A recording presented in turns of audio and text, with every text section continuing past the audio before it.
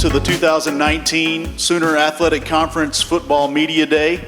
It's my pleasure to welcome you here to Oklahoma City. My name is Stan Wagnon. I'm the commissioner of the conference, and super proud to be associated with these 9 football teams that you're going to hear from today. This venue has been secured for us, and the arrangements have been made for us. And those of you who were around last night for the dinner and the leadership seminar, all of this has been done by the folks at Langston University, who are serving as our hosts for this year's event. And would certainly want to thank Donita Rogers and the athletic staff. But I also want to welcome today the president of Langston University, Dr. Kent Smith. And Dr. Smith, if you would, please come up and give us a warm welcome from Langston University.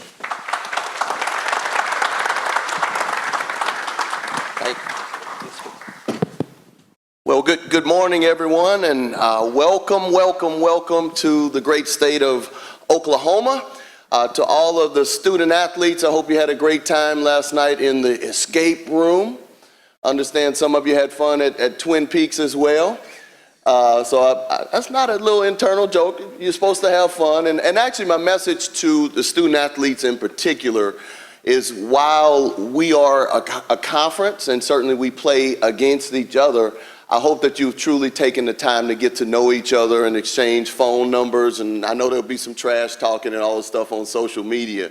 But let's remember that we are a united conference, and that we should stick together as well and support each other through the thick and thin as a conference. I also would like to say a congratulatory message to our conference commissioner, who's done a really good job. And I know my fellow presidents feel the same way, and not just the growth of our conference, but the exposure that we're now seeing beyond where we've been. And so to all the coaches, welcome to the great state of Oklahoma. We look forward to working with you, and if there's anything we can do from a hospitality standpoint, please do not hesitate to speak up, and let's have a great day. Welcome. Thank you, President Smith. So as we get started, today really is an exciting day for a number of reasons. Obviously, the first and foremost is it kind of marks the beginning of a new football season, which is something we all care a great deal about. But from a conference standpoint, this is meaningful to me because it really, this type of an event kind of embodies everything that we want to do and want to be as a conference. You know, if you think about an athletic conference, really the role for a conference is to come alongside its member schools and its coaches and its student athletes and position them to be their best. You know, conferences don't go out and win games. They don't win championships, but we provide the structure and the support that allows student athletes to go out and be an award winner, or teams to go out and be champions. And so this event, essentially, we're aiming to position each of our member schools, our coaches, our student athletes. We want to position you for success. And so we want to help tell your story. And certainly in the Sooner Athletic Conference, that has become our focus. As we think about who we are and who we want to become, we have really set upon 3 goals, and one is to strengthen our standards and think about the way we operate and make sure that we're putting our best foot forward administratively. The second thing is we want to embrace the experience, and that means the student athlete experience. And so certainly this type of an event speaks to that. This is treating our student athletes to a first-rate event. The third part of what we're trying to do is to tell our story. And obviously this type of an event is aimed at doing just that. And so, you know, as we go about business as a conference, the idea is for us to come alongside the member schools, the coaches, the students, and really help you and be a part of your success. And so this event is aimed at doing that. This is our second time to have a football media day event. Obviously, it's the second football season for the Sooner Athletic Conference. So last year being our first was an exciting time. And we knew that we were going to get the competition on the field. We knew that we know that there are great coaches and athletes in this conference, but some of the things that we are proud of that came out of that first year, I mentioned last night, from an academic side, when we added football last year, we added 122 academic all-conference selections, and those are student athletes who have a 3.0 grade point average or better. And so that's a huge number to add to our conference, and that is obviously a testament to the type of players we have in this league.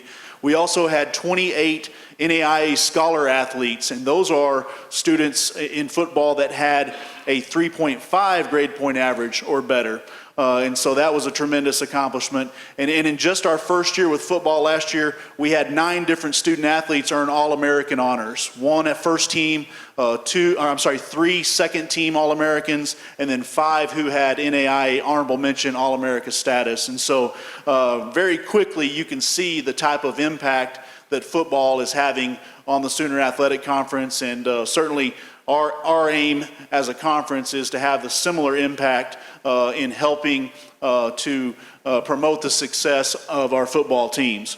Again, I want to thank the folks here at Langston University for their efforts in putting this together. I also want to thank Information Director Rich Tortorelli, who has handled a lot of things from the media side for the conference. Kyle Taylor is the SID here at Langston and has been alongside Rich in that regard, as well as all of our sports information directors who helped to tell the story of our teams.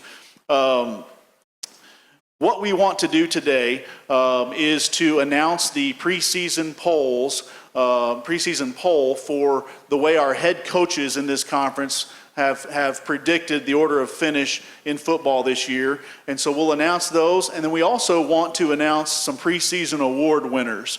And each year our head coaches vote on the preseason offensive player of the year, defensive player of the year, and special teams player of the year. And so we'll make those announcements here shortly. And then from there, after those announcements are made, we will bring to the stage the head coach and player representatives from each team in the reverse order of the poll. So the first team that you'll hear from is the one picked 9th in the poll, and then the last team you'll hear from is the team that's predicted to be the conference champion in 2019. And so that's what we're about to do. And at this time, I would like to go ahead and announce the preseason poll for 2019. We're going to do this in reverse order. And so in 9th place of this poll with 8 points is Texas College. We had a tie for 7th place in the poll, and tying with 22 points was Lyon and Wayland Baptist. We in 6th place for the preseason poll with 23 points is Texas Wesleyan. Picked 5th with 40 points is Southwestern Assemblies of God. As we get into 3rd and 4th, we have a tie for 3rd. First up in that tie with 1 first place vote is Oklahoma Panhandle State, and a total of 46 points. Our other team that's tied for 3rd is Arizona Christian, 46 points obviously for them.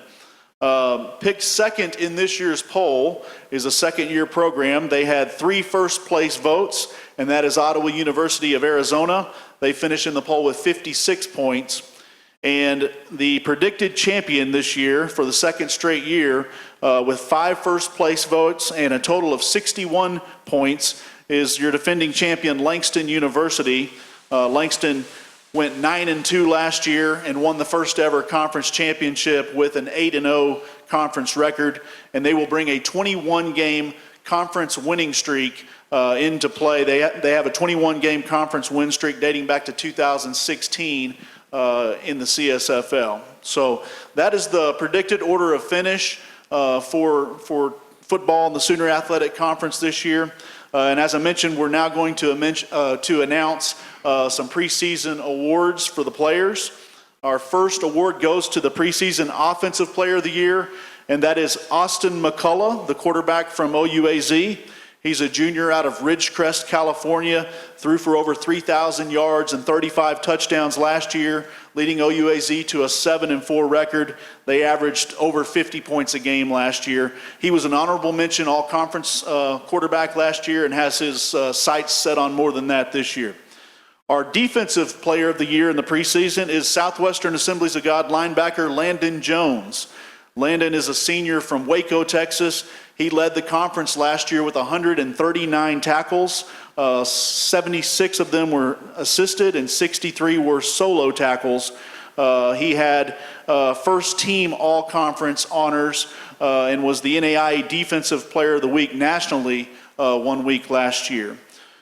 Our Special Teams Player of the Year for the conference for the second straight year goes to Ignacio Gomez, the kicker and punter from Lyon College. He's a junior from Wilmer, Texas. He led the NAIA with 19 made field goals last year, making 19 out of 22. He was a first-team all-conference kicker and second-team all-conference punter last year, averaging nearly 40 yards a punt. And so those are your three award winners. And if I am correct, I know Ignacio is here, and I believe Landon is here as well. So we've got two of the three award-winning players are here in attendance. And so those of you who are here with us from the media and want to speak to them, you'll have an opportunity to do that here in just a little bit. So that is really the main thing that I wanted to do, was announce our poll and awards. And at this point, it comes the time for me to bring up Jesse Gotting, and he's going to be our moderator for the press conference portion as we bring the teams up. Jesse Gotting is the athletic director at Southwestern Assemblies of God University. He serves as the AD liaison in our conference to our football coaches. But he also serves on the NAIA's National Administrative Council, and he is the football representative on that national committee. And he does such a good job, I think y'all should know this, that his term on that committee expired after this last year, but because they wanted him to stay on as the rep to the football coaches, they asked him to serve another term in an at-large position. And so really is a benefit to the conference, because now the conference has two representatives on that national committee. And that's really a testament to Jesse and the type of relationships that he's built nationally, especially in football circles, being an old coach himself. But Jesse has done a great job of helping to organize and sponsor and support football in the Sooner Athletic Conference as we've got that started, and he'll be a great host for the press conference today. One thing we're going to do, this is the 150th anniversary of college football this season, and so as Jesse comes up, we're going to play a 30-second clip. I don't know if you'll see that in-house, but it's definitely part of the broadcast that shows kind of the highlights of the celebration that we're going to have this year, being the 150th anniversary of college football. So we'll let that roll, and Jesse, you come on up and lead us through the rest. Thanks again for being here. We're all shaped by something. For 150 years, college football has shaped schools, communities, leaders, our country, ourselves. This season, as we honor 150 years of passion and tradition, enduring legacies and indelible memories, we celebrate the good in the game. It's my pleasure to be able to do this again this year, and last year I stumbled into it. Stan asked me by default. This year I think I got defaulted into it again, but it is my pleasure to be able to do this. So without any further ado, let's bring up our first team, Texas College Steers from Tyler, Texas. Joining me on stage here are going to be head coach Charles Moss, Desmond Luster, junior DB from Dallas, and Carlos Mosby, the running back who is a senior from Lake Providence, Louisiana. So you're open the season this year. You are playing two non-conference games that you did not play last year. I think you played just a straight conference schedule, if I remember correctly. And what does it mean to your program to be able to play two non-conference games this year? Positive moving forward? It was definitely a positive. Gives us an opportunity to play a full schedule of 10 games, more snaps for our players. It's a good deal across the board for our program, I think. With non-conference games, what do you hope to gain from playing the non-conference games before the conference schedule starts? Well, it's a mix. We have a split. We play our first non-conference game, we open up, and then we play Bethel later on in the season, which will be a late game. But definitely opening up before we get to conference play, we get to answer some questions. We get a chance to get out there before we get into conference play and see what we have. Yeah, that would usually a positive. Yes, it is. Last question for you. This is your third year. Man, I've been a fan of yours since you took over the first year at Texas College, and I've told you many times that I really felt your teams just continue to progress from year one to year two. I saw that as well. Year three is here. 1 win last year. Is there a sense of urgency for you in a coaching staff, players, as a program to make more happen this year in the win column? Definitely, it's a sense of urgency, but we're not in a panic state. You know, I think the urgency is to get the job done. Obviously, you get your guys out from there day in and day out, and they work hard. And the biggest test is to win. It's the win-loss column. I know you can measure the yards, the catches, the tackles, but at the end of the game, you want to come out with the W and be on the other end of the win-loss column. And it's also big for our fans. I think our community deserves it. They need it. Our student body. So it'll help the campus across the board as far as bringing some pride to Texas College and bringing it back there. So we definitely need to get the job done here in year three, and we got some plans to get that done. I think it's being consistent in what we're doing and just kind of executing and continuously being disciplined in what we're doing. So it'll be a great thing for us. I forget, I didn't let you make your opening remarks. Is there anything you want to say in regards to this season, offense, defense from Texas College that you haven't covered? No, thank No, you good? I'm Okay. good. Carlos, you were a first-team all-conference pick and led the league in rushing average. So going into this year, what aspect did you look at and go, I have to improve on this, and what do we expect to see from you this fall? Being more humble and like listening to my coach, buy all the way into what he was telling me, and then just be a leader, be a more leader than what I was last year. How does that being a leader, how does that come out on the field? Is that locker room? Is that on field? Where does that be a leader come out? It's everywhere. It's in my class, when I touch the field, when we do sprints, like be first in everything. Okay. What was your favorite part of playing in the Sooner Athletic Conference last year? And is there a game that you really look forward to every year? Yeah, Langston. Yeah? Yeah, I want to play Langston. We had a good game last year. I think I scored in that game. I just want to play. I want to play everybody. I just want to show the whole conference what we're about. Yeah. That's good, man. Desmond, what are your goals individually? Last year, the Steers, I mean, you guys had 14 turnovers, which isn't probably where Coach Moss wants that level to be in regards to turnovers.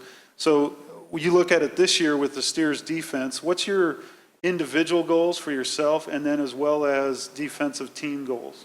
Individual goal just to continue to progress and be the leader on the defense as everyone expects me to be.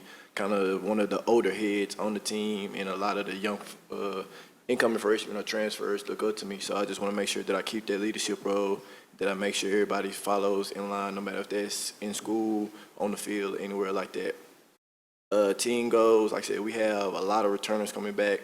So it's going to be competition with the new transfers and with a lot of freshmen that are coming in saying that they want to fight for a position. So everybody has to be on their P's and Q's, even me. With me starting, me having a role that I did, I still have to stay on top of my game.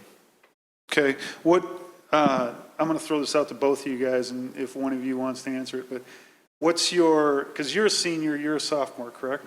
So what's your favorite part of being a student at Texas College? It's fun.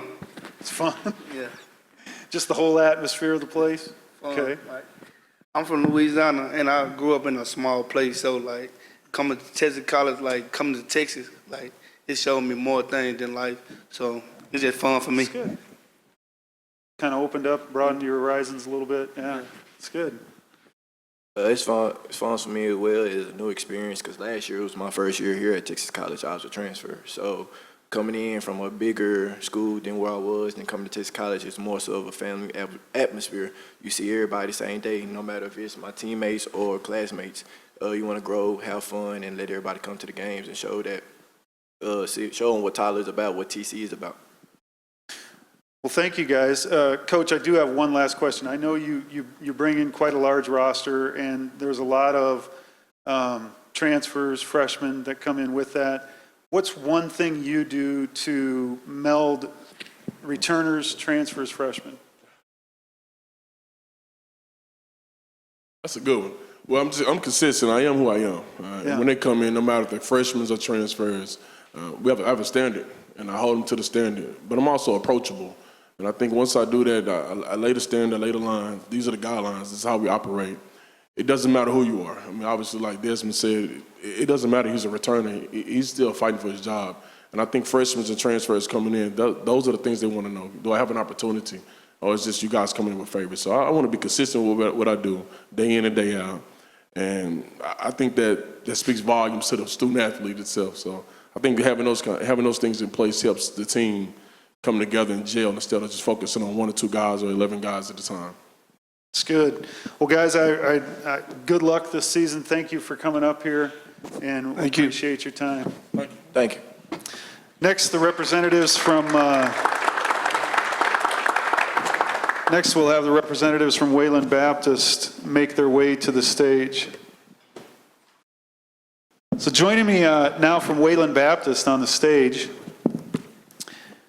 head coach Butch Henderson, Jaquavius Dean, who's a defensive tackle, a senior from Freeport, Texas, and Deshaun Johnson, who's a running back. He's also a senior from Austin, Texas. So, Coach, if you would, go ahead and kind of give us opening remarks on the 2019 Wayland Baptist Pioneers. We're excited about what we have returning. We're excited about what we're fixing to do. Offensively, we've had to replace an offensive line, but feel like that Coach Duggins has done a great job of having juniors and next year's seniors ready. All the seniors graduated out. Got Deshaun back, who gives us some running power. And then defensively, where we've been really strong, I feel like the last few years, and a lot of that's because we've got young men that have sold in the idea of playing team defense, and Jaquavius is being one of those that even though he doesn't have, outstanding stats that you would look in a book, you've got to look and see that he has played and helped the leading tackler in our conference his freshman year, and that young man went on to be an All-American, with Jaquavius playing in front of him. Then you've got Michael Neely came in the next year. Nobody knew about Michael. Jaquavius was the stronghold. Michael led the conference in tackles. And this last year we started raising a freshman, and Jaquavius has been the center point. Well, we've got young men that'll play like that and, be what we want them to be in their roles. We've got a chance to be good. So your team this year, you got 66 lettermen returning, and do you feel like, hey, we are more veteran than we have been this year in previous years? I feel like, especially in some positions, Jesse, as you look at it, we've got 2 quarterbacks that both played. We've got Mitchell Parsley back, who got a medical red shirt, was our starter last year. He'll return. Nick started most of the year last year, so we feel like we're real strong in that area. And then, of course, with running back sitting in there, and then turn back around defensively, we've got experience sitting in our front 7 especially. So last year, you guys were involved with 4 games that were decided by 4 points or fewer. Except for 2 games, every game was 11 points one way or the other. Is that kind of bring a sense of excitement into the off season and going towards the next season, where you feel like maybe it's coming off such a competitive season, we've turned a corner, we're there? We feel like we were, in position to be able to win those ball games. And then those of you that have been around, went 4 overtimes in a ball game, that's quite an experience whenever you get to do, and the kids hung in there and were able to win that one. That battle part is there. Again, Jesse, all I can do is keep going back to the idea we've got a group of young men that will sacrifice their personal success that we can win. And that's what we've got to be able to find. Defensively, I think we're sitting right there. We've been there for 2 years. And offensively, we've got to pick up the slack this next year. Very good. Jaquavius, 1 tackle shy of leading the team last year. in tackles, had 2.5 quarterback sacks. Going into the offseason, and Coach has already talked about how selfless of a player you are. Going into the offseason, what has been your focus for improvement this next year? I would say trying to get more of a one-on-one matchup on, and trying to be more involved defensive side. I mean, last 2 years, I just be sacrificing myself and just so others can make plays as well. Being much more of a player, I guess. Coach tells me you're not an extremely vocal guy, but you are. I mean, you're sitting on this stage, so you're looked at as a leader. What ways do you lead your team otherwise? I would say just by my actions. I mean, like you said, like Coach knows, I'm not really vocal at all. But I mean, a lot of people follow me. I don't have to say too much. I guess whatever they see me doing, they're going to follow as well. So I guess that's good. Deshaun, you're involved with a lot of special teams and offense. I think you were among the leaders in the conference in all-purpose yards. So that gives you opportunity to speak into 2 different units on the field. Do you try to exert leadership in both of those? Or do you say, man, I'm a running back, I do this special team stuff, let somebody else be the leader? I mean, I'm a leader at whatever I do. I lead by example. I grew up to lead by example, learning from my father. But just being on the offensive side and being able to be a running back and help these younger guys that come in and they see that I can be able to do more things outside of my running back position, that shows them that they can also do that. So I want to just continue to contribute to the team as well as provide for the younger guys so they could be ready. You guys, with your schedule last year, you had some highs like winning a 4 overtime game and some lows, losing some close games. What on or off the field with the team, what's one of your favorite memories from last year?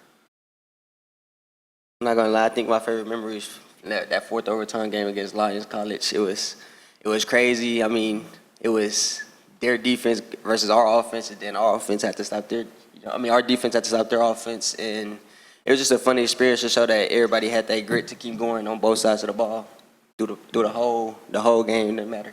Because you don't practice going into 4 overtimes at practice. So to show that everybody maintained and kept a team composure and stayed together, that shows a lot. That is good. That was those are fun to be a part of, aren't they? Sure. And when you come out on the winning side, it's a little bit better. But, well, Coach, you do have 2 quarterbacks. Are you looking for a platoon system at quarterback this year, or are you looking for a starter at the end of preseason camp? After spring training, Mitchell had held on and be able to be the starting quarterback. Nick, we will play. It's just like other positions. You play 2 players, so you keep them developing.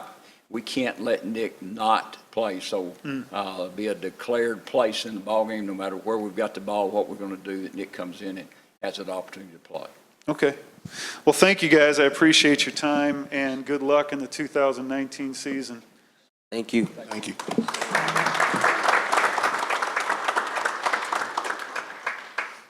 All right, so joining me on the stage, head coach of the Lyon College Scots, Casey Crehan, and then the kicker, the junior from Wilmer, Texas, who was just named the preseason special teams player of the year, Ignacio Gomez, and then Sam Taylor, who's a linebacker, a senior from Sugar Land, Texas. And 2 Texas boys head off to Arkansas to play their college ball, which is interesting because I think the next team coming up has 2 Louisiana kids coming to Texas to play their college ball. But Coach Crehan, would you give us some opening remarks on what you're going to see second year? Yeah, thanks. And we appreciate the conference and everything you do for this media day. I think it's a great opportunity for our student athletes and for us as coaches and administrators to be able to get together and, get to know one another a little better. I think it's a great thing, and we appreciate you guys doing this for us. What we're excited to be here and get the 2019 season going. We represent a great institution that's led by a tremendous administration. Our administration recognizes the importance of football in a liberal arts education, and they're committed to doing things right for football and all student athletes at our institution. Our president's pledged to build a brand new football stadium on campus at our school, and there's even discussions about playing some games on campus this year. So Lyon College will play the first ever potential home game in the history of the school this year, which is exciting for all of us. So we're excited to be here. We're excited to get the football season started. We're going to have a lot of newcomers on this team. So our success will be directly related to how well we do in fall camp. We don't have the luxury of, like some of these other schools do, of having our complete team in the summer. So our guys have to do some work on their own in the summer, and they have to come back in shape, and they have to be ready to go. And so what I'm trying to say is our fall camp will be vital to the success of our team, and how well we're going to be is going to be solely dependent on that. But with that, I'd like to also introduce the two guys I have up here with me. First of all, Ignacio Gomez, who we nicknamed Nacho. Very proud of him. I always say there's no kicker in the country I'd rather have than Nacho, and that's not just lip service. I truly mean that. And, with games on the line, we feel confident in our guy. And it's like I always tell our players, if it gets to the situation where the game's on the line for a kick and he misses, well, we should have made more plays previous to that. But there is no kicker I'd rather have in the country than this guy next to me. But the thing I'm most proud of him for is he's a 3.0 student at an institution that's challenging academically, like all of these institutions are.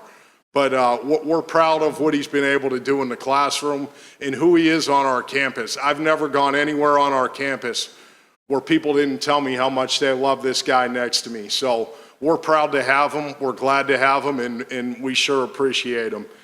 And then to his right, Sam Taylor. Sam Taylor was second in our conference in tackles last year. Sam was Conference Player of the Week on defense 2 different occasions. And the thing I want to talk to you about Sam, that I'm most proud of with Sam, isn't what he's done on the field. This is a guy who puts himself through school. He works 2 jobs so he can pay for the tuition at Lyon College, okay?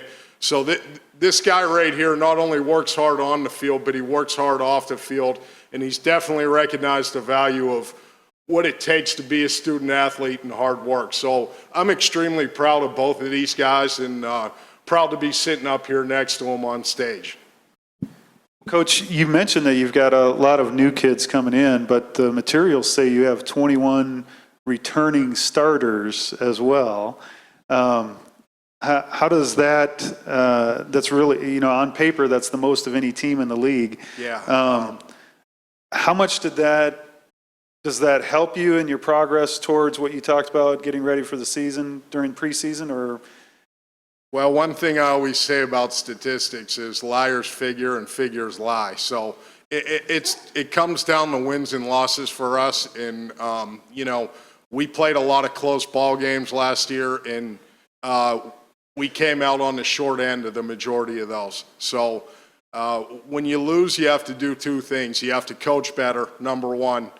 And secondly, you have to play better. And I'm very proud of the staff I've been able to get together this year. I think we have a tremendous coaching staff coming in. My philosophy is always will be and always has been to try and hire 7 guys smarter than me. And I think I've been able to assemble a coaching staff that our institution can be very proud of. So we hope to coach better this year, and I'm confident that we will, and hopefully some of those close ball games can put us over the top.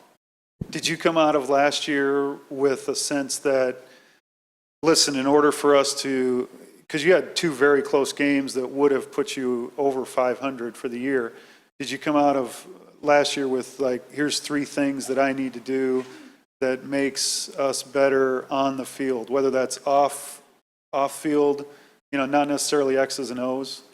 Yeah, I mean, anytime things don't go well in the coaching profession, the first thing you do is analyze. And for me, that's always self-analyzing and things we can do better. And part of it for me is, spending 13 years in the CFL in Canada and coming back to college football, you have to learn the league you're playing in. And there'll be things we'll do better just because we've learned our league, but also we've learned how to coach at Lyon College. Each institution presents its own challenges for coaching. And after being there for a year, I think we have a better understanding as a coaching staff of what it takes to do a better job at Lyon College.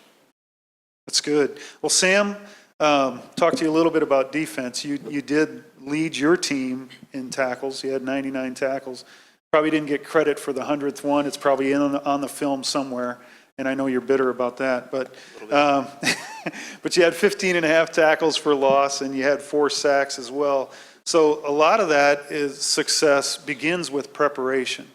So how do the coaches help you prepare, and how do you individually prepare that you see that kind of success on the field? Well, honestly, the coaches help us prepare by always being there for us. Anytime we have questions, their doors are always open. We can come in and talk with them about what's coming up the next week, who it is that we have to watch out for on the field, anything like that. So just them being there for whatever questions it is that we have. Me personally, it's just being able to watch film, have my notebook that I get all my notes from during meetings, and being able to look through that every single day before I go out on the field. And then, obviously, while we're out on the field, making sure that we go 100% the entire time so that we come out prepared at the end of the week. That's good. Like I asked Coach, you had a couple one-point losses, some very close, kind of kept you guys from a winning record. How did that motivate the locker room through the off season? And, what did you guys learn from that will benefit you this year? Honestly, I think what we learned from that is to always be ready to give that extra inch. We can't just go into a game being ready to put in work for the first half and then the second half is just already won because we did well, or vice versa.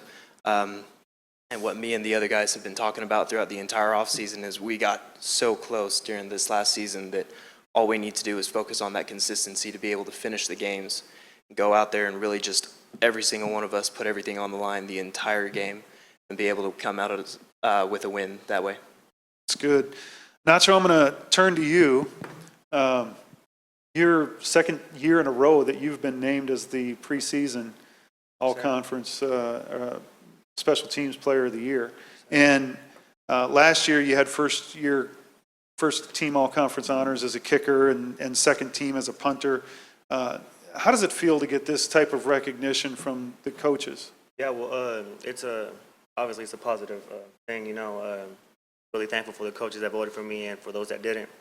I got to demonstrate on the field. All this has to translate into the field, At the end of the day, it's how you do on the game, not how you do in practice or anything like that. You got to show out on the game, really. Yeah. Do you have a favorite memory from last year? Every game, really, but I would say, I guess, it would be SAGU. There was like 10 seconds left in the game, I believe, and, ended up making the field goal. Yeah. On a rainy day, windy day, against the wind, and felt pretty good making it. Yeah. So you're a kicker. So I have to ask this, where do you come down on conditioning? Because I've had kickers who, kind of like conditioning, and I've had kickers who'd come up to me during conditioning and say, my leg doesn't feel good. So where do you come down on conditioning in terms of your own personal preparation? Well, I think it's really important to be well-conditioned, For other people or for you? Well, for me and for the rest of the team, like that game against, I believe it was Wayland, we went to 4 overtimes, and actually me and the other kicker from Wayland, we ended up kicking 2 field goals in the first 2 overtime games, and I have to make sure my leg is always ready, That's and good. fit.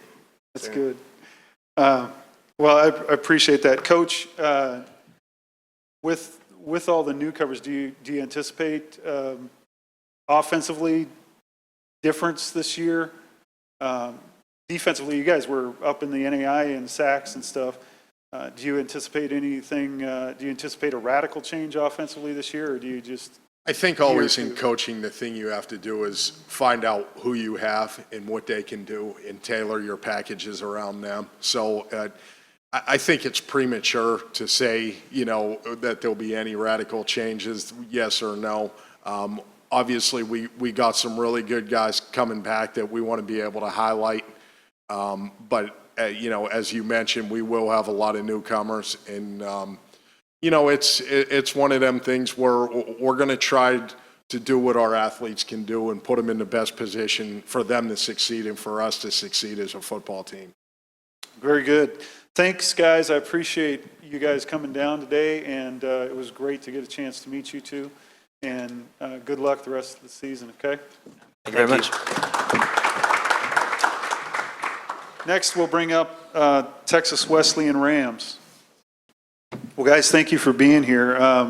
Head coach of the Wesleyan Rams is Joe Prudhomme, and Joe's in his third year. Donovan Isom is the QB. He's a senior from Destrehan, Louisiana. And then Chance Carroll is a DB. He's a sophomore from New Orleans, Louisiana. And coach, third year, second year on the field. Go ahead and give us your opening remarks.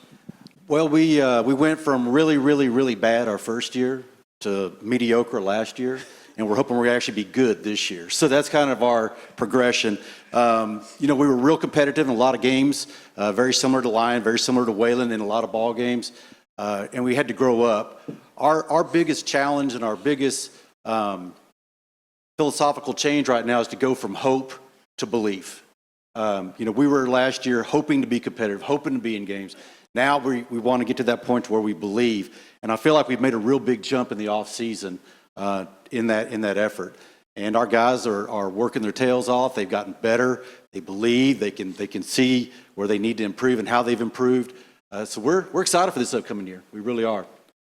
You opened the game this year once again against a couple, Kansas Wesleyan ended up going 3 rounds deep in the playoffs last year. And then I think you're playing Houston Baptist as well. So with that, what's your mindset for the team going into like a game with Houston Baptist? Against Houston Baptist, you want to go out and see where you really are and fix whatever's broken. But also gives you a chance to go out and be a true underdog again and really try to beat a team that nobody thinks you have a chance against in a big area like Houston. That helps you recruiting-wise. That helps you every other way. Plus, to travel into a stadium like that, going into conference, if you come out of it healthy, it really helps you to grow to get ready for the conference and the big teams you're going to play in conference as well. Did you think last year when you played Wesleyan and then I think you went down and played Kingsville, did you think that helped or kind of slowed the progress of your team? Because late in the season, you guys picked it up playing pretty well. Well, I thought it really helped us. Against Kansas Wesleyan, if you really knew what the game was going on, we were moving the ball up and down on them, doing really well, and then we self-destructed. We had some turnovers, quarterback gets hurt, and we opened the door to that. Then going down to Kingsville, if you've ever played at Kingsville, and I know Coach Nesbitt has, it's a lively atmosphere to play in. When you get to walk through their whole section where everybody's been tailgating all day, it's really kind of a hostile environment, and it really helped us to grow up as a football team. Our biggest mistake in that deal was in the bye we let off too much, and we should have let the hammer down a little bit more, and it was a little harder to get rolling again. But I thought the non-conference helped us. It really did. Okay. Well, Donovan, you're back. Had an injury last year, slowed you down a little bit, still managed pass for 1,800 yards, 13 touchdowns. I commented to you this morning that you look like you're in better shape conditioning-wise this year. I always felt that you really saw from a transfer the second year what they were capable of. Are you adjusted, ready to go, feel more comfortable as a leader? Where are you at with that? Just as the year, as you pass on through the year, I felt like I grew as a man, and I feel like I grew really well in this program, especially under Coach Dome and Coach Delwork. And I think that just following their footsteps into things, I think that helped me guide it to be a better player. So 2019 is your senior season. Have you set some personal goals for yourself and some team goals? Do you look at it and go, hey, this is my last shot. I need to step it up in this area or that area? You know, it's just focus on the team. I think that we focus on ourselves. I think that's going to improve and gives us really better this year, 2019. Good.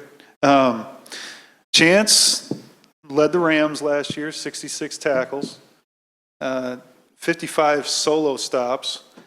And what's kind of your preparation for an offense from a defensive backfield? How do you prepare during the week to be in the right spot at the right time? It's really about film. You got to watch a lot of film.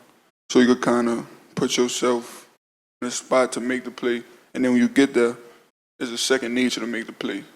So as long as you're there to make the play, you're going to make the play. So it's really about film, watching a lot of film, believing in what you see, having confidence. That's really it. And defense, you know, I saw you guys early and then I saw you guys late, and it looked like you got more comfortable playing together as the year went along, and you kind of gelled a little bit. Is that the sense you have, and do you think that that will continue into this year? Oh, yeah, we doing a lot more team building activities. So we bonding more, you know, getting the guys together, playing a lot of Madden. Shout out to the guys at the crib. But I think it's real, you know, chemistry is a real pivotal part in winning a championship. You have to have chemistry. You have to believe that the guy next to you is going to make the play. And we believe in the system. We believe in the guys next to us. It's going to be real nice, real nice. So how do you I'll throw this out to you two. Donovan, you actually transferred back from, I think, a D1 institution or going to play at Houston Baptist. Is that a level of, for some of you guys, is that a level of, okay, I'm excited to do this because I can play at that level regardless? Is it a, hey, let's go test ourselves? How do you guys approach that in the locker room? I mean, we treat it like any other game. You know, you got to watch the film, you got to prepare, and you got to go out there with the mindset that, you know, we really can do this. I think that, you know, we just got to approach it like a regular game, and got to do to beat the team. Coach Prudhomme, so this is year 3, and you've seen that steady improvement. What's 2 things that have to happen this year in order to see continued improvement? I think number one is staying healthy. We lost like 3 middle linebackers before we ever got to conference. So staying healthy is probably number one. Number 2 is to contain the big play. That was really the thing that killed us. Was we would have a pretty good stop first, pretty good stop second, and then something would happen on third, and we would give it up. Containing big play and staying healthy, I would say, are really the 2 things that we have to do to be successful. Well, good. We will look forward to seeing that this year. Gentlemen, thank you very much. Appreciate your time, and good luck in the 2019 season.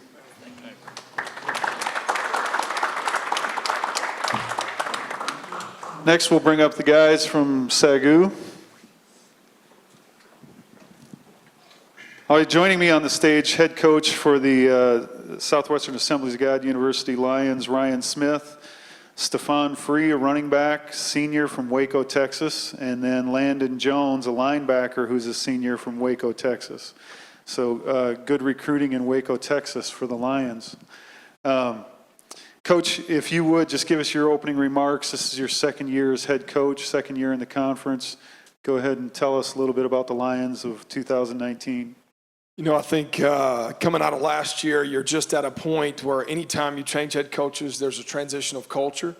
And whether it was good or bad, it doesn't really matter. There's just a change. So we went kind of through those changes, and we spent the entire last year kind of identifying who we were going to be. How are we going to operate in a practice setting? How are we going to operate on game days? How are we going to handle things? So identification standpoint, we told our guys going into offseason that this whole next year is a year of growth. What does that look like? You know, and staying true to just process, more than results, and just understanding that what is the ramifications of growth? What does that look like off the field? What does that look like on the field? For you as a person, you as a player, our off season was pretty strenuous. It stretched our guys, and it was early mornings and late afternoons and all the things that all off seasons encompass. And everyone, our head coaches in this conference have different ways, and they're all good and they're all beneficial. But we feel like from a process standpoint, we've done a good job of really kind of narrowing down our focus to really focusing on growth. Defensively, I say this all the time, defensively, it's about mentality. You can say you're an even front or you're an odd front, but you're going to predicate what you're doing based on who you're playing. But you're still going to have the same mentality. You're either going to be, extremely aggressive or extremely, just sound. Offensively, things are about identity. So for us, your identity is predicated on your talent. We lose a really productive quarterback, 2 really good receivers. So from a standpoint of what we look like 2019, identification is going to come with offensively, but defensively, we're still going to have a mentality that starts with Landon and what he does for us at Mike Backer, and obviously recognized going into the season, and he does a tremendous job for us. And he allows us to do things from a mentality and alignment standpoint that we couldn't do if we didn't have him. And then, we've talked to Free about, with losing CJ, how much more pressure him and Bledsoe and our other running backs will have to take on to help create that identity going forward. So I think everybody in the room, when they prepare for Southwestern this year, they go, yeah, but CJ's gone. And so they're kind of waiting to see what happens there. Pretty prolific offense last year. Do you anticipate being able to reload? Yeah, I think as a head coach, you're always confident. We're bringing 9 quarterbacks into fall camp. So, so we're gonna get the guy, and we feel good about all those guys. With Free and Bledsoe, probably our 2 biggest backs. We feel really good. We only lost 1 lineman, and that's a huge part of it, and that's a big entity of it. And then receiver play, and for us, offensively, we're looking for space. So we're trying to eat up space and do those things. So again, it's going to take time for us to find our identity within our players. So, but we do anticipate a reload. Landon, 139 tackles last year, which is good by anyone's standards. Defensive preseason player of the year in the conference this year. Coming out of last year and then getting this accolade today, how does that help you mindset-wise to prepare for this season? I'm going to just prepare just like any other season. I go in with the mindset that I'm going to be the best dude out there. If I'm not the best dude out there, then somebody else is. So I might as well be that dude. Okay. You've played, you played last year. When I look at NAIA statistics, I look at it in terms of, I go to DAC stats and, hey, they're a page 1 team on defense, or they're a page 2 team on defense, or, offensively, that guy's a page 1 guy and that's how I look at it, okay?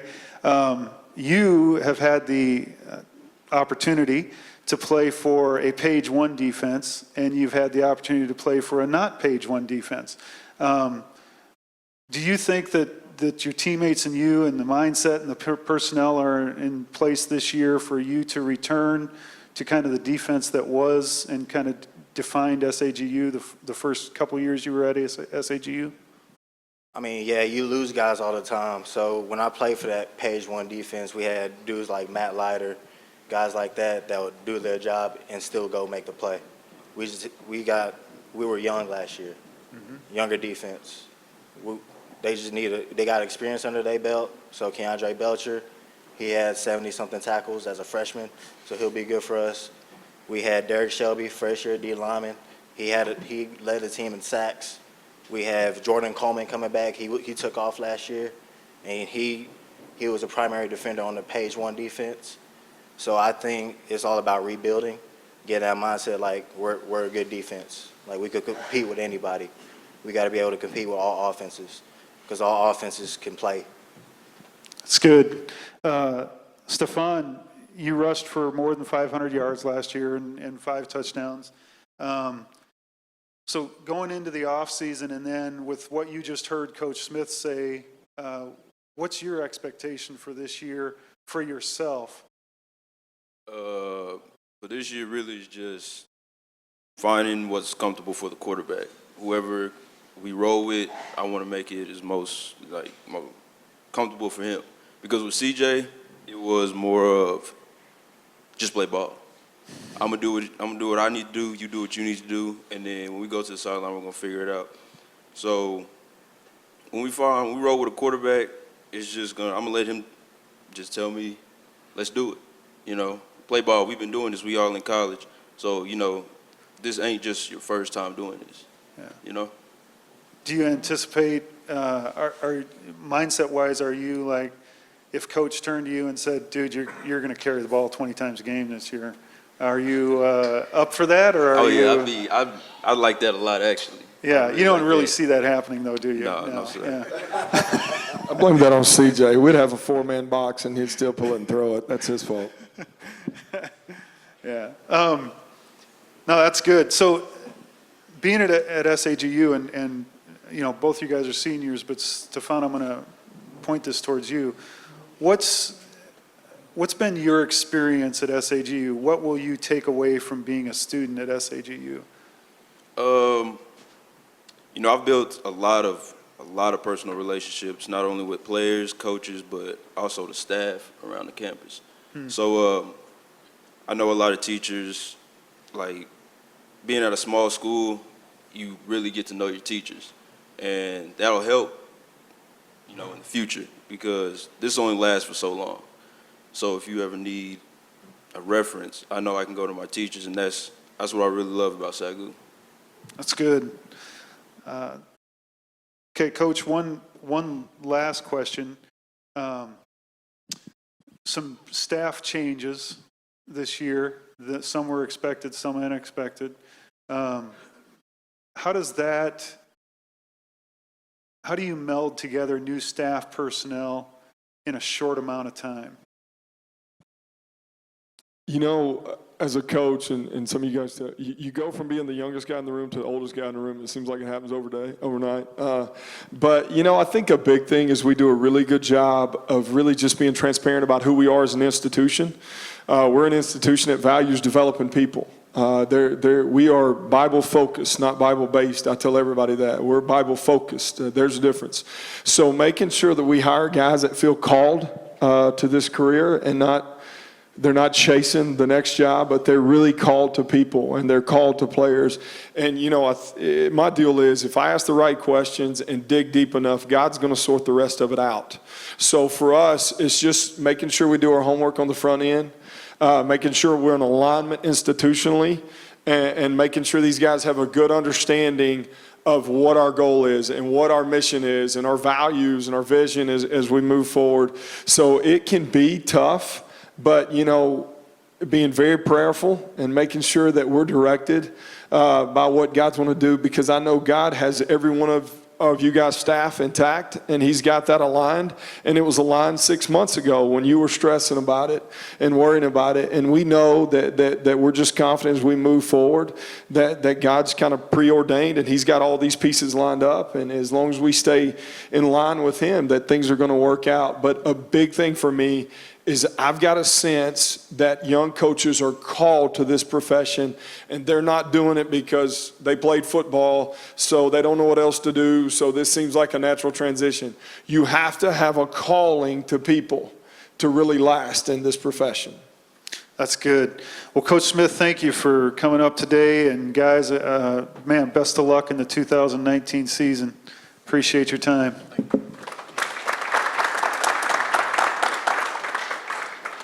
Next, we will bring up Oklahoma Panhandle State University. So with me now on the stage is the head coach of OPSU, Bob Majeski, who's in his first year there, and then Jasper Smiley, who's a defensive lineman. He's a senior from Tecumseh, Oklahoma. Coach, welcome to the league, and just invite you to give us some opening remarks about your first season with the Aggies. Number one, thank you for having us. Thank you, Langston, for hosting this. It's been a great time being here and getting a chance to interact and speak with other people in the conference. I haven't been in the conference very long. I'm 0-0 right now, so I'm trying to learn everybody. I'm watching everyone, their mannerisms, how they speak, how they move their hands. You can see my hands move a lot, and just kind of looking and observing. Some of the conferences I've been in, we didn't have big-time things like this. And you just showed up, you played the games. This is great to bring awareness to the conference in an area that is Big 12 dominated. And it lets people know that there's really great football played at all different levels. Because a lot of people, what they see on TV is FBS. Okay, they don't see the NAI, but there's great football being played.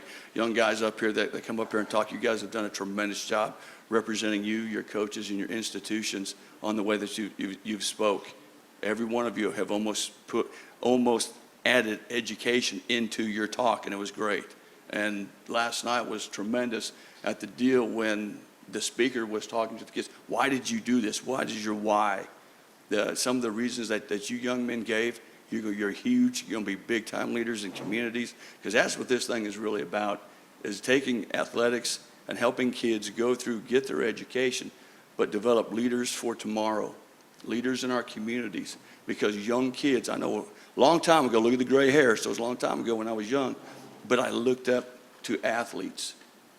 I looked up to athletes, and there are so many kids that are looking up to us as coaches and you as athletes, and I think you all are doing a tremendous job of doing it. Now, out at Panhandle State, we have unique challenges, and I can't wait. We're excited about what we do, the way we do things. I'm excited about the new staff we have. We have one holdover from the last staff, and he will be our offensive coordinator, Christian Escobar. Everyone else is brand new to us. Everyone is brand new. So when we brought in the coaches, the first thing I looked at, I have a grandson that's eight months old. And my question in my mind was, would I let this person coach my grandson? Is this the type of person I want to bring into, and would I let him coach him? We looked at the different personalities of the coaches. Okay, the X's and O part of it was one of the last things we really looked at. We wanted to make sure that we had a wide variety of different personalities so that everyone in the program, every young man in our program, could go and have someone to talk to when they needed to. Because I know growing up, some of my coaches I had, it was easier to talk to some than others. And I wanted to make sure that the office door was always open, and everyone in our program has someone to go in and talk to. Okay? As far as the players, there was a mass exodus between when Coach Gass was left and when I came in. You know what? That happens. That happens. It is what it is, and it is what it is. And so what we did, we rallied up the troops that we had. We worked hard. They've bought in. Our deal is we're going to work hard. We're not going to be fancy. We're not going to be the next flavor of the week or anything like that. We've got good kids who work hard. And that's what our program's going to be built on. No ifs, no ands, or buts about it. And I took a really short answer and turned it into a monologue. Sorry about that. That's all right. Well, you touched on one thing. When you came in, you had players there, some left.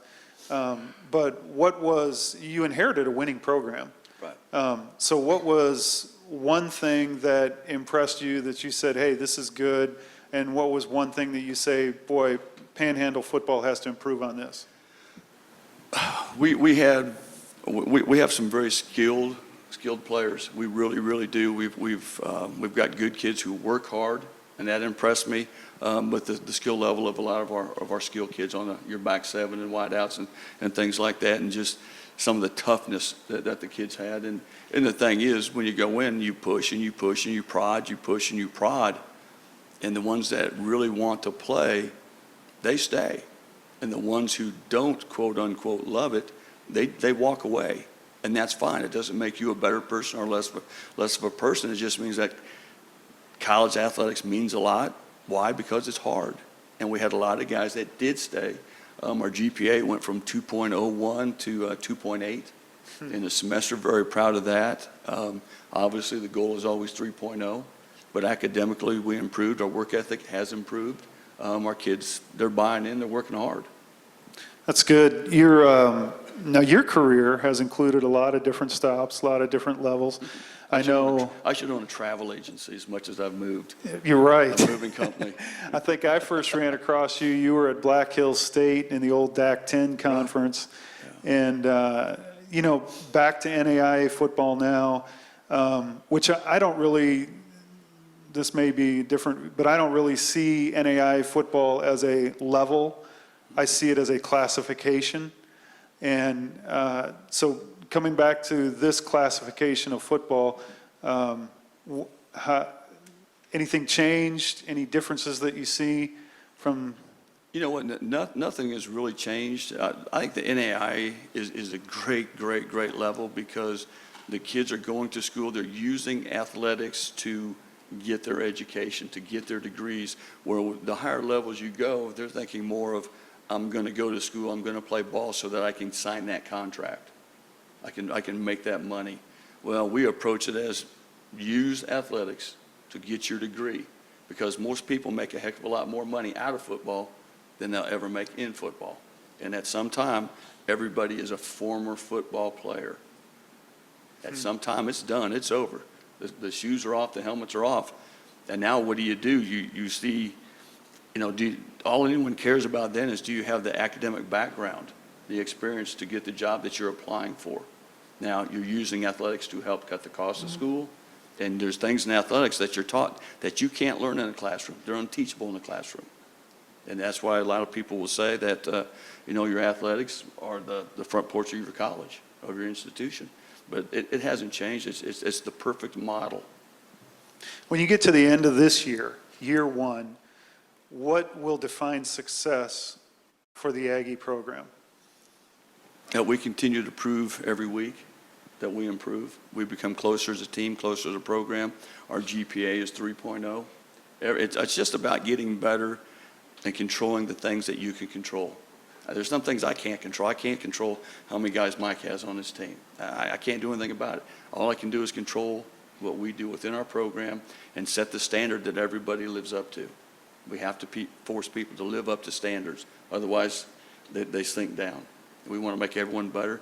A big cornerstone of our program is that we want every young man to leave a better person than he was the day he walked in. Jasper, you guys are tied for third in preseason poll. Had a 4-game win streak at the end of last year. Had a shot to play for the conference championship. How does that affect going into this year? You have a new coach, but how does that affect, what does the locker room feel like? To me personally, I think the locker room is really focused on not necessarily the outcome at the end of the season, but the outcome of each game as we go along. So I think right now we're just focused on an identity on both sides of the ball and an identity on the team and just moving forward week by week. Okay, do have a new coach. So what's changed internally for the players, if anything? Be careful with your answer. Internally, what's changed the most is discipline and structure. There was a lot of things that improved a lot. Most of the people in our program, there's a lot of young men that want to say they're men, but they never learn how to be men. And through the last spring and coming into the fall, there's a lot of people that have learned how to be men and learned how to play. And I think structure-wise, discipline goes a long way, and I think our structure is a whole lot better than it was before. Did you guys have an opportunity for a lot of people to stay around this summer? Yes, sir. There's quite a few people on campus right now, actually. I kind of feel bad because I'm here and they were working. So. No, that's good. And it always amazes me that Panhandle, as remote a place as it is, which has its positives and its negatives, is able to keep kids around for the summer. That usually helps a program in the end, especially with a first-year coach and stuff. So from a fan perspective, sitting in the stands, what are they going to see different on the field this year? Hard-nosed football. We got a lot of guys that are tough and ready to play. So I think that going forward, there's going to be a lot of guys that are ready to compete and ready to compete at a high level. As a D lineman, you seem to embrace that hard-nosed football thing, huh? Yes, sir. That's good. Coach, with this being your first year and your first time in front of this audience, and you may have already given these, but when you walked in and addressed the players in the first meeting, what was the core philosophies that you laid out? Probably the first thing was get your butts up to the front of the room. Okay. We're not sitting in the back. And that and people that sit in batches of people spread out within the room, that there's holes in your program. And that we were going to, number one, sit up front, and we were going to sit up, and we were going to say yes and no, and we were going to try to do everything that we could to possibly do right. They were going to go through class and participate in class. You know, and just main thing is be the best person you possibly can be. Whatever that is, you will become the best, and you're going to work. Well, Coach, I appreciate it. Jasper, I appreciate your time this morning, and best of luck 2019 season.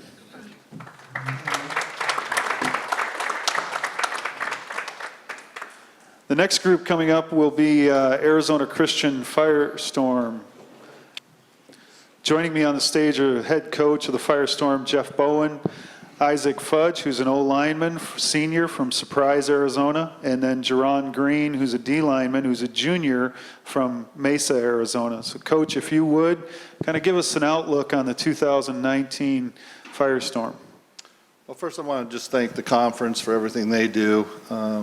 It's definitely been a step up in a growth process for the teams that were in this league as it's grown, and the new teams, and that's been impressive to watch. The 4 years we've been in the league, the talent level sitting in this room and on the field has just improved every year, and it's an honor to play in this league. We're excited about what's going on at Arizona Christian University. There's a lot of synergy and excitement, not only with our football program right now, but our university as a whole, making a move to a new campus.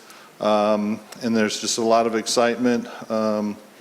We feel like we had a good core of guys coming back from last year, and we've definitely increased our numbers. So they're working hard, and we're just getting excited for the upcoming season.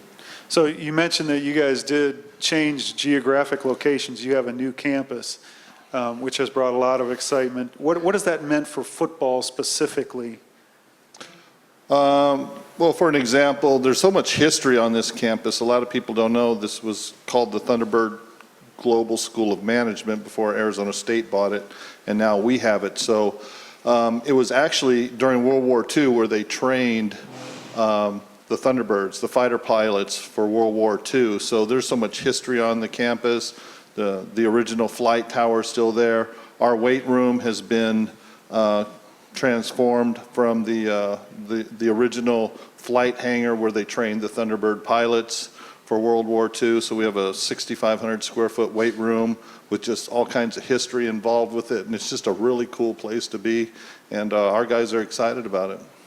I understand that there is the possibility of a stadium as well. Yeah, they've tore down some buildings in different areas of campus, and when it's all said and done, pretty much every sport, we have 27 varsity sports on campus, or that will actually be on campus except the golf team and the shotgun club. We'll keep them off campus. Well, that's great, and congratulations to ACU for that. I know that's been had been in the works for a while, and I'm glad to see its completion. Isaac, heading into your senior season, and had a good deal of success in your time at ACU. So what's your favorite part about playing for Coach Bowman? And then second part of this is what's left to accomplish for you? Yeah, so my favorite part about playing for Coach Bowen is a lot of guys may not like it, but I consider him kind of old school, and he doesn't care what you think about what's right or wrong. It's his way or the highway, because he has a lot of experience, and like it or not, he knows best for us. That's my favorite part about playing for Coach Bowen. I think the thing that's left to finish is, I think like every team in here, our desire is to win the conference again. We got to do that my freshman year, and I'd like to get another ring and win some games with my brothers. How about you personally? Anything left that you want to accomplish, the goals that you have for this season? For the season, I'd like to be first team all conference. I haven't gotten that award yet. That'd mean a lot to me. And then in the classroom, my GPA right now is 3.39. I'd like to get that as high as I can right before I graduate. And you're an O-lineman, so Yes, sir. how many returners are coming back on O-line? O-line usually is a pretty tight unit. Is that the case with you guys? Yeah, yes, sir. We're very tight. The right guard is my twin brother, and the left guard I played high school football with. So we're all three returning starters, and then the two guys next up at tackle. One of them got to play a lot last year. He's going to step right in, and then we got a big JUCO product out of California who's going to step in at left tackle and help us out. But yeah, we're a real tight unit. We'll always be together and cracking jokes and eating together. O-lineman fashion, eating together. That's good. Jerron, man, you had a good year last year as well, 6.5 sacks and 15 tackles for loss. How do you prepare for the O-lineman across from you each week? Just watch a lot of film. You can see their technique. You got to know what's coming out on the field, and just give it your all in everything you do, and just play 100%, and let it happen from there. Now, are you a vocal leader on the team? I'm trying to be this year. Last year I came in from a JUCO, so I was kind of learning the program and getting to know people. So now I'm able to talk to people and people respond. Is that a stretch for you, or is that part of your leadership skills? I've always just played and not really taught, lead by what I do, lead by example. So now I'm getting out of my comfort zone and talking to people and pushing them. Is that more in the locker room, outside the football arena, or is it on the field? Everywhere. I'm trying to do it everywhere. See people around campus, talk to them on the field, in the locker room, just express how I feel and see how they feel back to me. Now, what's your message when you're talking to these guys in terms of, are you trying to correct? Are you trying to exhort? Where does that fall with you? Really, I like to encourage. I like to encourage players to just keep pushing, even if everyone messes up. So just encourage them and keep them going strong. So what's it like to play defense, Sooner Athletic Conference, because you were a transfer. Last year was your first go-around. And who's your favorite opponent from last year? I would say Langston was my favorite opponent going against. Their O-line was really good. All the O-lines that we played were really good, but Langston stood out to me. So do you two ever go against each other in practice? Yeah, all the time. Yeah, all the time. And who wins? Me. You do? You do? No, it's a pretty good toss-up. He goes against me and my brother both a lot. And Are you just saying that to be nice? Because he didn't even object to, when you said, I win. no, he knows he gets his, he knows he gets his. So it's about 50-50. Sometimes 60-40. He's a pretty good player. Well, that's good. Coach, were there big holes? You ramped up your roster this year. Was that an institutional decision? Were there holes that you felt you had to fill? What was the reasoning? We just felt like it was the next step. We're 5 years into the program. We felt like we had some areas we needed to address that were exposed last year. And with the excitement in the Valley, it really allowed us to recruit specifically and hit those areas. Our mid-year transfers, we were very specific in what we wanted coming in. And that was achieved. And then our incoming freshman class we're really excited about. So the numbers are big, but they still got to come in and play and see where they fit into the program with the returners. So last question. That area dropped community college football, junior college football. I think 4 teams went out of business at the end of last year. How did that affect Arizona Christian? It was actually 6 because when the Maricopa County schools dropped football, that meant Arizona Western and Eastern Arizona dropped also. So I'm a football coach and I'm a football fan, so it was bad for football. Mm-hmm. And it was bad for Arizona players, high school kids and options. And it wasn't the influx everyone thought it was going to be, like, ACU is going to pick up 100 players and Ottawa is going to pick up 100 players because the JUCOs dropped it. That didn't happen. What happened is players are now leaving the state of Arizona. If they feel like junior college is their way because they feel like they can whether it's an academic issue or I'm trying to get to the Division I levels, well, now instead of staying in the state, they're headed off to California, Mississippi, and Kansas. So it was just a bad deal overall. And being a local Arizonian, you know, it bothered me greatly. But as far as impact on us, it didn't have a huge impact. Interesting. Well, guys, thank you very much. I appreciate your time this morning. Coach Bowen and the rest of you, very good luck this season. We wish you the best.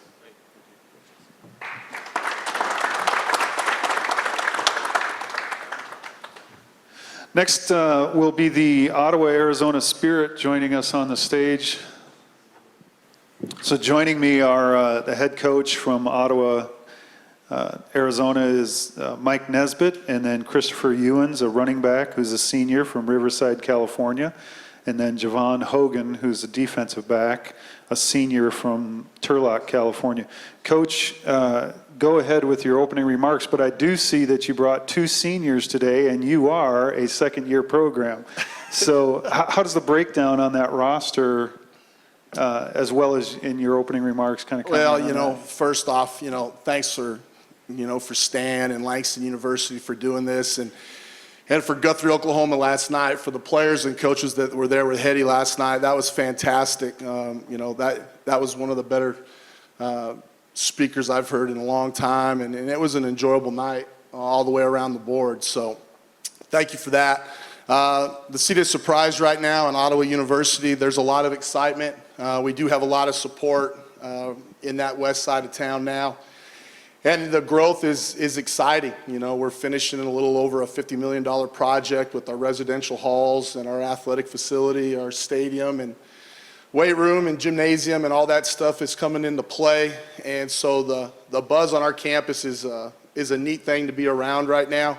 And we look to move into those facilities around October. And I've really noticed that with our group. You know, when you start a brand new football program, like several guys in this room, and especially at our place where you had one hallway and a bunch of desert to try to build a facility and watch things, and you've only been around for 2.5 years now, and you start seeing buildings grow up and things go up and things like that start.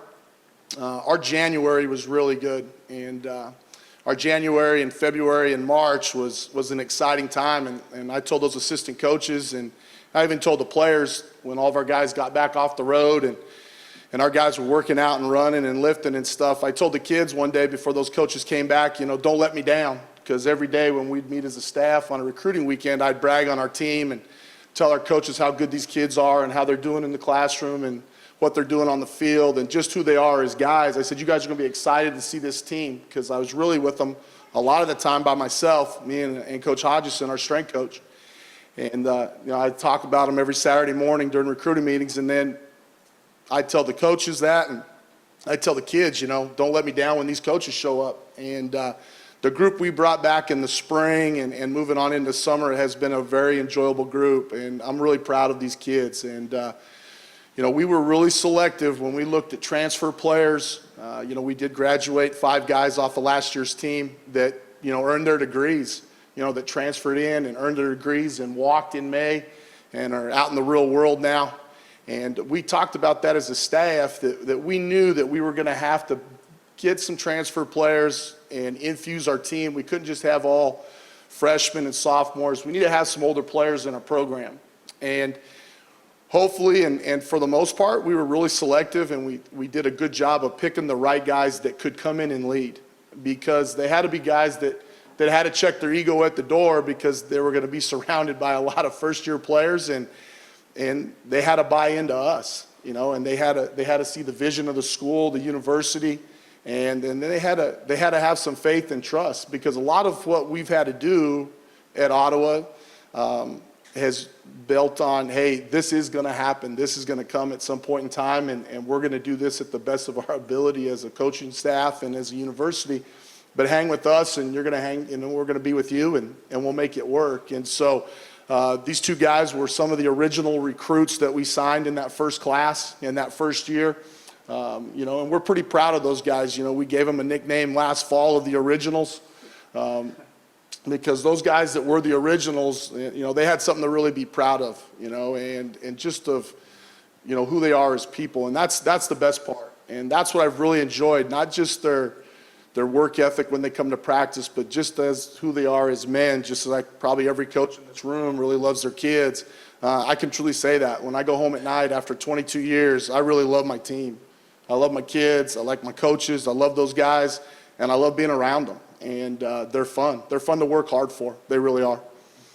Well, Mike, I know that you have coached at a number of different levels as well, and you heard me make the comment that I don't really look at NAI football as a level of football. I look at it as a classification. Yep. And I noticed that you're going to play some different classifications of football this year. How do you feel about that being in the NAIA? Well, you know, I laugh about it a lot, you know, because I started my college coaching career at Western New Mexico when I was a young coach, and I first started, and then, you know, I went and coached Division III football at Howard Payne University for Vance Gibson, and those were some of my best years coaching Division III football, because you know, I always laugh. You know, I watch guys on TV, and I see what some of those guys get, you know, in living stipends, and you know, their parents get a check to go to a bowl game, and you know, and all that, and it makes me laugh because, you know, they're classified as student athletes. But I know every guy in this room has 125 to 180 to 200 players on their roster, and every one of your guys are having to work a part-time job probably during the season on a weekend, and they're having to, you know, take out financial aid and a student loan and all that other stuff just to get an education and go to school. And when I look at this level of football, I really look at that as they're really the true student athletes, because they're, you know, I kind of get a kick out of it. You know, how many of those guys at that Power 5 league are going to work a part-time job on a Sunday night and then be at meetings on Monday morning, you know, and that's how they're going to have to pay for their school. And every guy in this room, every one of our kids have to do it across the board in every athletic department, in every program. And so the student athletes at this level, I'm really proud of, because they really are the guys that are going to be our leaders, that are going to be our role models down the road, that are going to change people's lives, because they do know how to work hard. You know, I'm not saying those other leagues don't, and those other leagues don't, but, you know, our guys earn everything they get at this level, that's for sure. Playing a Division II school like Western New Mexico, for us, it kind of became a natural, you know, just a natural rivalry for us in a little bit, and I don't know if it'll be a rivalry game, you know. We're playing a good Lone Star Conference school, but they do recruit our area. They come into Phoenix, they come into Tucson, they recruit our area and our state really heavy. We want to recruit the state of New Mexico and spot recruit that also, and then they do recruit California. And so when that game was a possibility, you know, for our growth as a program, maybe to test ourselves a little bit and see who we are, we thought it was a good idea as a staff. And, you know, who knows how it goes, but, you know, we thought it would be a good idea to play them and just kind of see who we are. It's good. You came out of the gate last year, and not everybody understands this because your stats weren't able to be reflected in the DAC stats as a first-year NAIA program, athletic department, but really a prolific offense and led by Austin. Tell us a little bit about Austin, what makes him special, and he's been named the preseason Offensive Player of the Year. Well, you know, what really helped our program is you know, we were able to get that first year where we could just practice. And we had those guys on campus for a fall and a spring, and then a lot of those same guys stayed around over that summer. And so, you know, it let them grow, it let them mature, and a lot of the guys you see on that roster, a lot of those guys were here that first year. And so they went through practice with us. You know, we were able to install stuff and able to do it. And that's, you know, at quarterback, every guy in this room that coaches quarterbacks or around them, it's all about time. Every coach in this room that's had a great quarterback in their program over the years, it's the growth that you can spend with those quarterbacks and the time you can spend with them. And then, you know, what's their level of work and their dedication to the team and who they are as a person and as an adult, you know, how mature are they going to be? And so that's something that's exciting about Austin, you know, and now it's, you know, I kind of laugh, you know, because I look at our stats and in Austin and all that, and I always think about a baseball guy. You know, it's a lot easier, you know, that first time that pitcher's up and he gets through those first 2 or 3 innings, and then that second time at bat, those batters get a little bit better eye and they can see the fastball and the curveball a little bit better, and then all of a sudden they start touching that ball a little bit harder. And I think that's going to be the interesting thing for Austin and really our whole team. is now people have seen them play, they've seen them on tape, they've been able to study us offensively, defensively, and special teams, and spend time on us.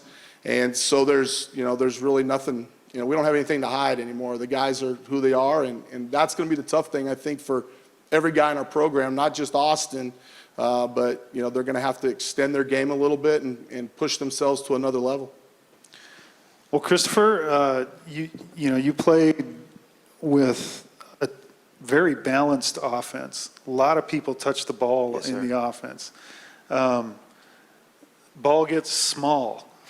On that. How is that playing in that type of offense, and how do you react to that? And is everybody okay with that? Oh man, definitely. I mean, we have a great coaching staff, so they do a great job of distributing the ball. There is only one football, but we have great players, and every time one of our great players touches the ball, they make a great play. So I feel like it's just about doing your job, that your time's going to come when you get the ball. So it's just about being patient. It's not really like greedy. It's not really greedy in our team. It's if one player makes a great play, we're right there celebrating next to him. And like you said, it's an explosive offense. So it's really exciting, even if you're not getting the ball, because you're watching something great happen on the field. So you two guys are part of the originals, which I congratulate you on. Thank you. Last year was the inaugural year. You actually got to play games. Yep. What was that like, and what was a favorite memory from that? Man, I would say favorite memory is probably the first game ever in school history. Just being a part of that, being able to say, I'll, name on the roster, first game of school history, just coming out the tunnel, coming out with all the cheerleaders across, and just playing in front of that, I would say the whole city of Surprise was probably there that night. It was pretty good. Yeah. Javon, you were at this event last year, talked about being one of the original recruits on the OUAZ campus and waiting for that first season to arrive and the anticipation of that. So how was it? It was as expected. All of us worked really hard in that season that we had off, so it was actually very exciting to see what we were capable of as a team. So I feel like we did a fairly well job for the first season. So you kind of hit a stretch last year. You won 5 of 6, had a hiccup in the Victory Bowl. What kind of helped you guys click towards the end of the year, or was it just a case, not really, did you misfire in the beginning of the year, or were you doing some things differently at the end of the year? Did you kind of gel as it went along? I feel like we gelled at the beginning of the season, honestly. Okay. Being in that Victory Bowl, first off, was an honor, being noticed like as a first-year program, even making that game, so that was very exciting. But I feel like we gelled. It's just hiccups throughout the season, people doing their job and all that. If you don't do that, it's hard to win games. So I feel like we had really tight games with a lot of teams, and I feel like when we came out short, it's because we had a mistake or two here or there. You got to limit those as much as possible. All right. Well, gentlemen, thank you for being here today. I appreciate it, making the long trip from Arizona, and really wish you the best of luck in the 2019 season. Thank you.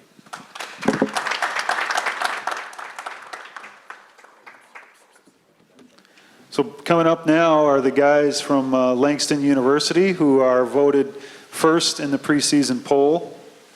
So joining me on the stage, head coach Quentin Morgan. Coach, what year is this? This will be going into my 4th year. Fourth Yes, year as head coach, okay. Yes, sir. And then running back, a junior from Meeker, Oklahoma, Tim Whitfield. And then James Cox, who's a linebacker, a senior from Hammond, Louisiana. So Coach, congratulations on being picked first again for the preseason poll, and I will let you make some opening remarks here. First and foremost, I want to thank God for this opportunity. My lovely wife, my 2 kids, Addison and Carter, they are my biggest supporters. My administration, Dr. Smith, my president, my athletic director, Donita Rogers. We have a family atmosphere, and I think that the support that they give me pushes me to work harder. I cannot forget my staff that I have over here with me as well, because without them, I'm nobody. They do a lot of the leg work and a lot of the hard work to make us successful. So I just want to tell you guys, thank you for all your hard work and thank you for all the support. We're a family at Langston. As you can see, we got a lot of support. I got my dean and students in here, Dean Busby. So it's, we're excited about the season, and we're ready to get things going. Well, Coach, you've had, very good success. You're 30-6 at Langston. You've had a 21-game conference win streak that you're working on. Jalen, probably the big question that everybody has is Jalen Lowe was a very versatile and a good leader. Who replaces him? How do you move on past Jalen? Is it just next man up, or how do you go about replacing Jalen Lowe? Well, those are big shoes to fill first and foremost. Jalen is a kid that, you know, I sincerely love. Great kid, great attitude.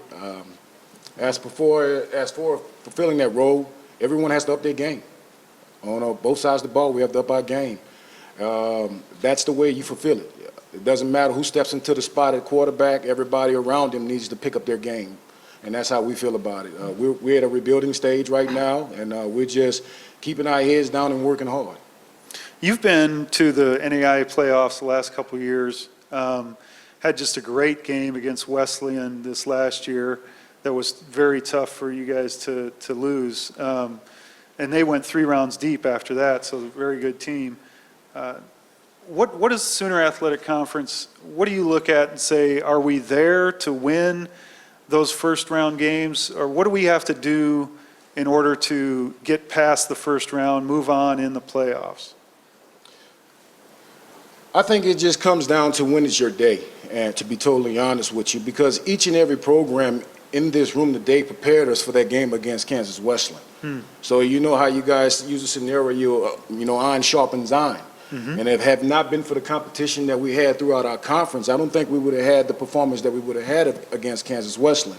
And I don't think that our conference is too far off from making a step into that national playoff run. We have great teams, great coaches in this conference. Other than that, you know, it's just at any given day, Team B can beat Team A. It just depends on who comes to play.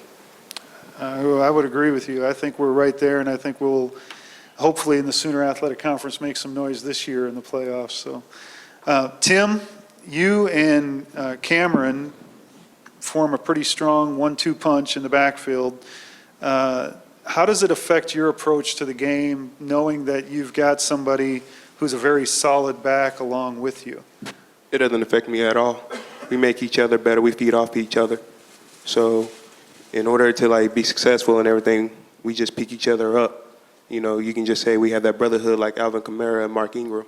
So ain't no guy, it ain't the person who say I want to be the guy of the offense. You know, it just. Do you motivate each other in the off season as well and stuff? Yes, I mean, you push each other? Absolutely. So you're friends off the field as well? And, yes, sir. yeah. Got Well, that's true good. brotherhood. That's good. So if there's one game or opponent, I mean, you listen to these other guys answer the question, and obviously, Coach, you guys got the bullseye. You know, everybody goes, well, what's your favorite team? We'll go after Langston. When you look at an opponent or a game that you really enjoy playing in the Sooner Athletic Conference, Tim, who is it? It's the whole schedule. I Yeah? have no enemies or whatnot. So I'm looking forward to facing each and every person that's in this room. And, you know, being injured from the 3rd game basically took me out of the whole season. I'm ready to show every coach in here what I can do, because they haven't seen it yet. What's your, you back from the injury? The rehab is good? I'm healthy. I'm better than I am last year, probably. Good. Did you have what did that teach you, fighting through that rehabbing? What did that teach you mentally?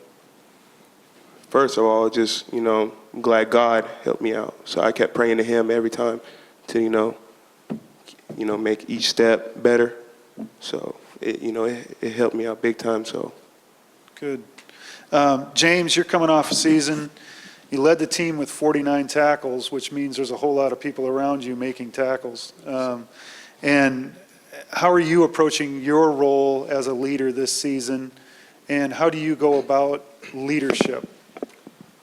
Just embracing it. Just being a leader, just like showing the people the right way to do things. So I got a motto is just try to be great in everything. And greatness is just small things done well. So I have to be great in the classroom, great in the community, great in the practice room, weight room, film room, in the field. And the kids see that, well, not the kids, but my teammates see that.